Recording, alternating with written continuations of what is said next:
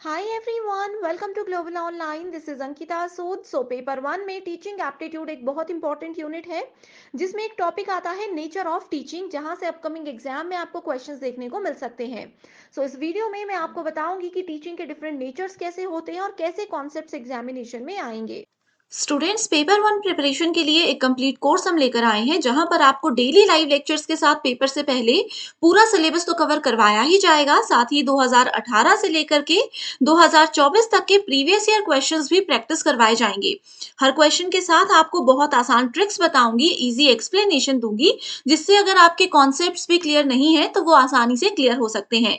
Complete content आपको हिंदी और English में प्रोवाइड करवाते हैं। एंड इस कंप्लीट कोर्स की खास बात ये भी है कि आपको इसके साथ एक स्पेशल व्हाट्सएप ग्रुप में ऐड किया जाता है, जिसमें आपको हर क्लास के बाद पीडीएफ मिल जाएगी। एंड अगर कोई डाउट्स हो तो वो भी आप अपने टीचर्स के साथ इस ग्रुप में डिस्कस कर सकते हो। तो ये दो व्हाट्सएप नंबर्स आपको दे रही हूँ, इन पर आप कॉल या मैसेज करके कॉन्टैक्ट कर लीजिए। साथ ही कुछ फ्री वीडियोस और मॉक टेस्ट अटेम्प्ट करने हैं तो जरूर ग्लोबल ऑनलाइन ऐप को डाउनलोड कीजिए। स्टोर सेक्शन पर सर्च बार में लिखना है आपको कोर्स का नाम, जो कि है असम स्लेट। देन कंटेंट पर जाकर आप देखेंगे कंप्लीट कोर्सेज अवेलेबल हैं एंड लाइव क्लासेस भी आपको मिलेंगी। अगर आप कभी लाइव क्लासेस ज्वाइन नहीं कर पाते हो तो परेशान नहीं होना है। आप सबके लिए ऑलरेडी रिकॉर्डेड वीडियोस इसीलिए बनाई गई हैं ताकि आपका कोई भी इंपॉर्टेंट टॉपिक मिस ना हो। प्रीवियस ईयर क्वेश्चंस के वीडियो सॉल्यूशन के साथ साथ आपको पीडीएफ फाइल्स भी मिल रही हैं, जिसमें कि ना सिर्फ आपके स्टेट के बल्कि अदर स्टेट के पेपर्स को भी इंक्लूड किया गया है, और ये आपके लिए बहुत ही ज्यादा बेनिफिशियल है। शुरू करते हैं। हमारा आज का पहला क्वेश्चन है, instructional aids are used by the teacher to, यानी कि जो भी इंस्ट्रक्शनल एड्स होती है, निर्देशात्मक सहायता होती है, वो एक टीचर क्यों यूज करते हैं। Options are to glorify the class. Glorify का मतलब होता है किसी भी चीज को दिखने में या फिर उसकी इंपॉर्टेंस को बढ़ाना। ठीक है, तो क्या क्लास को अच्छा दिखने या क्लास की इंपॉर्टेंस को बढ़ाने के लिए इनको यूज किया जाता है। दूसरा ऑप्शन बोलता है अट्रैक्ट द स्टूडेंट्स। तो क्या एक टीचर जो अपने एफर्ट्स डालता है वो एक स्टूडेंट को अट्रैक्ट करने के लिए डालता है। तीसरा ऑप्शन बोलता है क्लैरिफाई द कॉन्सेप्ट्स, यानी कि टीचर जो कुछ भी क्लास में पढ़ा रहे हैं वो कॉन्सेप्ट लर्नर को अच्छे से समझ आ जाए, ये हमारा मेन ऑब्जेक्टिव होना चाहिए। नेक्स्ट ऑप्शन है इंश्योर डिसिप्लिन, यानी कि अपनी क्लास में अनुशासन बनाए रखने के लिए टीचर जो है वो इंस्ट्रक्शनल एड्स का यूज करते हैं। ठीक है, तो एक बहुत ही इजी क्वेश्चन है। इसमें मैं आप लोगों को बता दूं कि जितने भी ऑप्शंस हैं ये कहीं ना कहीं एक दूसरे से रिलेटेड हैं। तो सबसे पहले हम लोग इस ऑप्शन को एलिमिनेट कर देंगे, क्योंकि क्लास में, ठीक है, एक टीचर है, एक स्टूडेंट है, एक लर्नर है। तो इनका मेन ऑब्जेक्टिव क्या होता है कि टीचर पढ़ाए एंड जो भी पढ़ा रहे हैं वो स्टूडेंट एक्सेप्ट करे। इसमें क्लास को ग्लोरीफाई करने से रिलेटेड कोई भी चीजें इंपॉर्टेंट नहीं होती हैं। ठीक है, एंड बाकी के तीन ऑप्शंस हैं एंड ये तीनों ऑप्शंस जो है इंटर रिलेटेड है। तो इसमें मैं आपको बता दूं कि मेन कॉन्सेप्ट जो होता है टीचिंग लर्निंग प्रोसेस में वो होता है कि किसी स्टूडेंट के कॉन्सेप्ट्स को हम क्लैरिफाई कर दें। That is option number 3। ठीक है, एंड यहाँ पे ऑप्शन नंबर 2 एंड 4 जो है इससे रिलेटेड है कि अगर टीचर अच्छे से पढ़ा रहे हैं तो कॉन्सेप्ट तो क्लियर होंगे ही, साथ में स्टूडेंट्स ऑटोमेटिकली अट्रैक्ट हो जाएंगे टीचर की ओर, एंड डिसिप्लिन भी क्लास में अपने आप बन जाएगा। ठीक है, नेक्स्ट क्वेश्चन है हमारे पास, which of the following set of statements reflects the basic characteristics of the teaching, यानी कि कौन कौन से यहाँ पे कथन हैं जो कि टीचिंग के बेसिक कैरेक्टरिस्टिक्स हैं। ठीक है, बुनियादी विशेषताएं हैं। पहला बोला गया है कि टीचिंग जो है वो ट्रेनिंग की तरह होती है। ठीक है, क्या टीचिंग और ट्रेनिंग में डिफरेंस है? आप लोग फटाफट से इस चीज को सोच सकते हो। हमने प्रीवियस सीरीज में इसको डिस्कस किया है जहां पे हमने थ्योरी लेक्चर्स देखे थे। ठीक है, सेकेंड ऑप्शन है there is no difference between instruction and conditioning when we teach. ठीक है, तो यहाँ पे बोलते हैं कि इंस्ट्रक्शन और कंडीशनिंग ये दोनों कॉन्सेप्ट्स में बिल्कुल भी डिफरेंस नहीं होता है। तीसरा ऑप्शन बोलता है कि टीचिंग जो होती है वो लर्निंग से रिलेटेड होती है। नेक्स्ट ऑप्शन है कि टीचिंग एक टास्क है। ठीक है, टीचिंग एक काम है, एंड जबकि लर्निंग को बोला गया है कि एक उपलब्धि है। टीचिंग को बोला जाता है कि इंफॉर्मेशन हम देते हैं आप लोगों को। ठीक है, एंड यहाँ पे लास्ट ऑप्शन में बोला गया है एंड कि एक पर्सन जो है वो पढ़ा सकता है विदाउट लर्निंग टेकिंग प्लेस, यानी कि कोई सीखे बिना पढ़ा सकता है। तो क्या ये कॉन्सेप्ट ठीक है या नहीं है? ठीक है, तो सबसे पहले यहाँ पे आप लोगों को ये पता होना चाहिए कि teaching, training, instruction and conditioning most important statements क्या है। ठीक है, तो पहले मैं आपको बता दूं कि टीचिंग क्या होता है। Teaching is a process of educating a person with theoretical concepts practical hand on experiment, यानी कि टीचिंग एक स्टूडेंट को, एक पर्सन को हम सिखाते हैं कि इस काम को कैसे करना है। ठीक है, ट्रेनिंग क्या होता है? ट्रेनिंग होता है किसी ऑर्गेनाइजेशन में यूज किया जाता है किसी पर्सन की स्किल्स को, नॉलेज को या फिर उनके एटीट्यूड को डेवलपमेंट करने के लिए। ठीक है, तो यहाँ पे बोला गया है कि टीचिंग और ट्रेनिंग सेम होता है या नहीं होता है। ठीक है, तो ये सेम नहीं होता है, ये बहुत डिफरेंट चीजें हैं। तो नेक्स्ट आता है हमारे पास इंस्ट्रक्शन एंड कंडीशनिंग। तो इंस्ट्रक्शन होता है किसी को ऑर्डर देना, एक तरह से कि किसी को बताना कि किसी काम को हम कैसे करें। जैसे मैं आपको बोलूंगी कि आप लोग यूजीसी नेट के लिए ऐसे ऐसे पढ़ सकते हो, मैं आपकी हेल्प नहीं करूंगी, सिर्फ आपको बताऊंगी, that is called instruction. And conditioning होता है मॉडिफाई करना किसी पर्सन के बिहेवियर को। ठीक है, इसको हम लोग बिहेवियरल प्रोसेस भी बोलते हैं। तो इधर बोला गया है कि इन दोनों में कोई भी डिफरेंस नहीं होता, तो ये स्टेटमेंट में बिल्कुल गलत है। ठीक है, नेक्स्ट ऑप्शन है हमारे पास, टीचिंग जो है वो लर्निंग से रिलेटेड है। यस, ये कॉन्सेप्ट बिल्कुल क्लियर है। जो टीचिंग है, जैसे मैं आपको पढ़ा रही हूं तो आप लोग कुछ ना कुछ सीख रहे हो।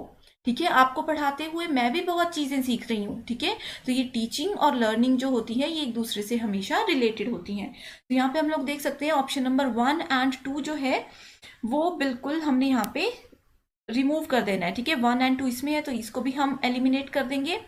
सेकेंड ऑप्शन इसमें भी है एंड फर्स्ट ऑप्शन इसमें भी है। ठीक है, तो नेक्स्ट अब हम देखते हैं टीचिंग क्या है, एक काम है।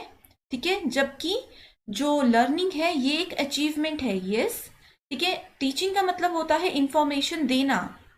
ठीक है, teaching means giving information. Yes, हम इंफॉर्मेशन देते हैं। वन में teach without learning taking place. ठीक है, तो इसका राइट आंसर है हमारे पास option number 2, that is 1, 4 and 6। Next question है हमारे पास, in the list given below identify those key teaching behaviours which have been observed to be contributive to effectiveness. ठीक है, तो यहाँ पे बोला गया है कि ऐसे कौन से मुख्य शिक्षण के व्यवहार हैं जिनको हमें सेलेक्ट करना है, जिन्हें इफेक्टिव टीचिंग में योगदानकर्ता के रूप में माना जाता है। ठीक है, तो कौन कौन से हैं जो कि कॉन्ट्रीब्यूटिव हैं, जिससे कि टीचिंग को हम इफेक्टिव बना सकते हैं, प्रभावशाली बना सकते हैं। तो पहला है लेसन क्लैरिटी, यानी कि जो टीचर है वो जो पढ़ा रहे हैं अगर उनको वो कॉन्सेप्ट क्लियर होगा तभी टीचिंग अच्छी होगी। ठीक है, दूसरा बोला जाता है प्रोबिंग। प्रोबिंग का मतलब होता है जांच करना। अगर हम किसी चीज की जांच पड़ताल अच्छे से करते हैं तो बोला जाता है कि ये इफेक्टिवनेस होती है। ठीक है, नेक्स्ट है टीचर टास्क ओरिएंटेशन। ठीक है, टीचर टास्क ओरिएंटेशन का मतलब होता है कि जो भी टीचिंग हम कर रहे हैं, टीचिंग से रिलेटेड जो भी काम कर रहे हैं उस पर फोकस करना। नेक्स्ट होता है स्टूडेंट सक्सेस रेट, कि जितने % स्टूडेंट पास होंगे, जितना वो स्कोर करेंगे, वहां से कहीं ना कहीं हमारी टीचिंग की जो इफेक्टिवनेस है उसको हम लोग क्लियर कर सकते हैं, उसको हम पता लगा सकते हैं। नेक्स्ट ऑप्शन है इंस्ट्रक्शनल वेराइटी, कि अगर हम लोग तरह तरह के तरीकों से आपको पढ़ाने की कोशिश करें, जैसे आज मैं इस तरह से पढ़ा रही हूँ, हो सकता है कि कल मैं अपना मेथड चेंज करूँ। अगर मुझे लगता है कि ये मेथड इफेक्टिव नहीं है तो हम क्या करते हैं, अपने मेथड को चेंज करते हैं, that is called instructional variety. Next option है यूजिंग स्टूडेंट आइडिया, कि जितने भी स्टूडेंट्स हैं अगर वो हमें कोई आइडिया देते हैं कि मैम आप इस तरह से पढ़ाओ, तो अगर हम उनको यूज करते हैं तो क्या ये एक कॉन्ट्रीब्यूशन देता है टीचिंग को इफेक्टिव बनाने में या नहीं देता है। ठीक है, तो यहाँ पे अगर हम लोग देखें तो एक टीचर को लेसन की क्लैरिटी भी होनी चाहिए। ठीक है, टीचर टास्क ओरिएंटेशन भी होना चाहिए। स्टूडेंट सक्सेस रेट, अगर 90% स्टूडेंट मेरे पास हो जाते हैं इसका मतलब है कि मेरा टीचिंग मेथड बहुत ही अच्छा है। ठीक है, नेक्स्ट है इंस्ट्रक्शनल वेराइटी। ठीक है, सो यहाँ पे अगर हम देखें 1, 3, 4 एंड 5। ठीक है, तो 1, 3, 4 and 5, that is option number 3 is the right answer. Next question is the quality of teaching is reflected. ठीक है, सो यानी कि शिक्षण की जो गुणवत्ता होती है वो रिफ्लेक्टेड होती है, रिफ्लेक्ट होती है किस तरह से, by the attendance of the student in the class, यानी कि क्लास में कितने स्टूडेंट्स आ रहे हैं।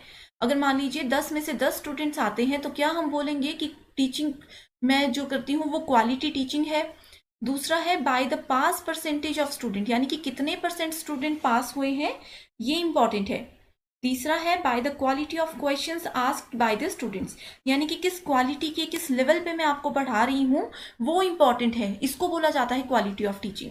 नेक्स्ट है by the duration of silence maintained in the class, यानी कि क्लास में कितनी शांति बनी रहती है, कितना मौन रहते हैं स्टूडेंट्स, इससे क्या मेरी टीचिंग की क्वालिटी का पता चलता है या नहीं चलता है। ठीक है, तो यहाँ पे अगर हम लोग ध्यान से देखें तो सबसे ज्यादा इंपॉर्टेंट कॉन्सेप्ट ये होता है कि टीचर किस तरह के क्वेश्चंस पूछते हैं, यानी कि अगर टीचर क्वेश्चंस अच्छे पूछते हैं इसका मतलब है कि उन्होंने पढ़ाया भी अच्छा होगा। ठीक है, तभी ये जो टीचिंग लर्निंग प्रोसेस होता है इसको कंप्लीट माना जाता है। ठीक है, तभी टीचिंग की क्वालिटी को हम लोग इफेक्टिव मानते हैं। सो यहाँ पे राइट आंसर है हमारे पास option number 3। Our next question is, which of the following set of statements best describe the nature and objective of teaching? यानी कि शिक्षण से रिलेटेड जो उसकी प्रकृति है और जो उसके उद्देश्य है वो स्टेटमेंट्स हमें यहाँ पे सेलेक्ट करनी है। तो फर्स्ट ऑप्शन है कि टीचिंग और लर्निंग जो है ये एक दूसरे से रिलेटेड होती है, एक दूसरे से संबंधित होती है। दूसरा ऑप्शन बोलता है कि टीचिंग और ट्रेनिंग में कोई भी डिफरेंस नहीं होता। तो ये स्टेटमेंट बिल्कुल गलत है। टीचिंग और ट्रेनिंग में बहुत ज्यादा मेजर डिफरेंसेस होते हैं। ठीक है, नेक्स्ट ऑप्शन है concern of all teaching is to ensure some kind of transformation in students, यानी कि जो भी स्टूडेंट होते हैं अगर हम उनको कुछ पढ़ा रहे हैं तो उनमें कुछ ना कुछ परिवर्तन जो है वो जरूर होते हैं अगर वो अच्छे से उस चीज को समझ रहे हैं। ठीक है, तो नेक्स्ट आता है हमारे पास all good teaching is formal in nature. ये बोलते हैं कि जो भी फॉर्मल टीचिंग होती है सिर्फ वही अच्छी होती है, इनफॉर्मल यानी कि अनौपचारिक टीचिंग अच्छी नहीं होती है। तो ये स्टेटमेंट तो बिल्कुल गलत है। ठीक है, a teacher is a senior person, क्या टीचर सिर्फ सीनियर हो सकता है?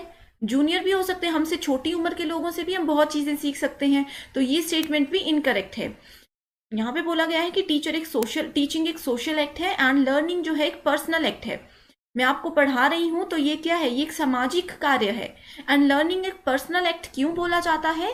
क्योंकि आप लोग आपकी अपनी कैपेसिटी है कि आप लोग कितना सीखना चाहते हो, कितनी आप लोग लर्निंग चाहते हो, that is learning is a personal act. ठीक है, सो गिवन क्वेश्चन में अगर हम लोग देखें तो राइट आंसर है हमारे पास option number A, option number C and option number F. ठीक है, so A C F that is correct option है हमारे पास ऑप्शन नंबर 3।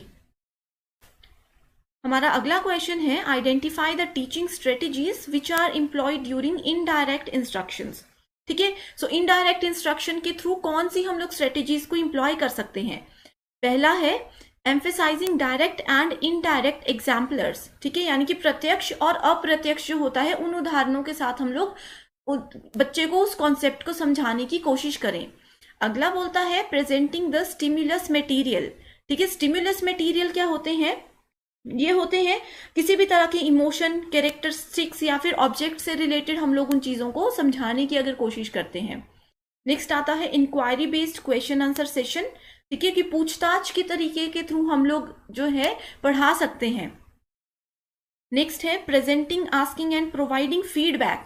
फीडबैक का मतलब होता है कि उनका जो है हम लोगों ने दृष्टिकोण लेना है, हम कैसा पढ़ा रहे हैं, क्या स्टूडेंट्स को वो चीजें पसंद आ रही हैं या नहीं आ रही हैं, that is called feedback. Next option है प्रमोटिंग प्रॉब्लम सॉल्विंग अप्रोच। ठीक है, यानी कि किस तरह से हम किसी समस्या का समाधान निकाल सकते हैं उस तरह से बच्चों को सिखाना, that is called promoting problem solving approach. ठीक है, तो यहाँ पे अगर हम लोग देखें तो ऑप्शन नंबर ए ऐसा है कि जिसमें हमें डायरेक्ट और इनडायरेक्ट एग्जाम्पल दोनों ही देने चाहिए एक स्टूडेंट को। ठीक है, कुछ एक स्टूडेंट हो सकते हैं कि वो डायरेक्ट एग्जाम्पल्स के थ्रू समझे, कुछ हो सकते हैं कि इनडायरेक्ट एग्जाम्पल्स के थ्रू समझे। तो ये ऑप्शन बिल्कुल करेक्ट है।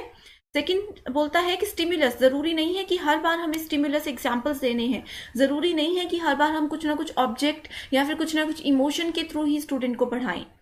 नेक्स्ट ऑप्शन आता है कि जो भी क्वेश्चन आंसर सेशन होते हैं, दैट इज वेरी इंपॉर्टेंट।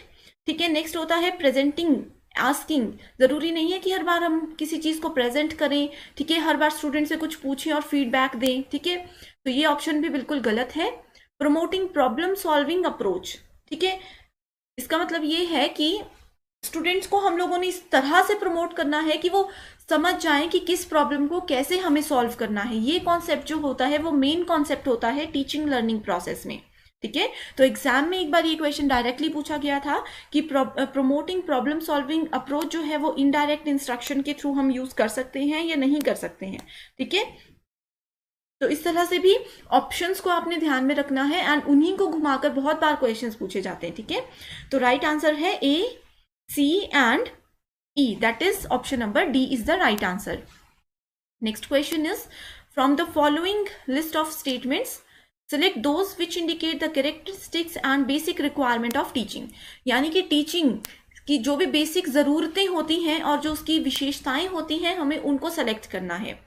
तो पहले में बोला जाता है कि टीचिंग इम्प्लाइज कम्युनिकेशन, ठीक है। तो यहाँ पे बोला जाता है कि टीचिंग यानी कि जब हम किसी को पढ़ा रहे हैं तो उसमें बातचीत बहुत ज़रूरी है। Yes, that is very true, ठीक है। दूसरा ऑप्शन बोलता है कि टीचिंग जो है किसी सामान को बेचने के जैसी है। तो क्या आपको लगता है जैसे मैं आपको पढ़ा रही हूँ तो क्या आपको लग रहा है कि मैं आपको ये सामान बेच रही हूँ?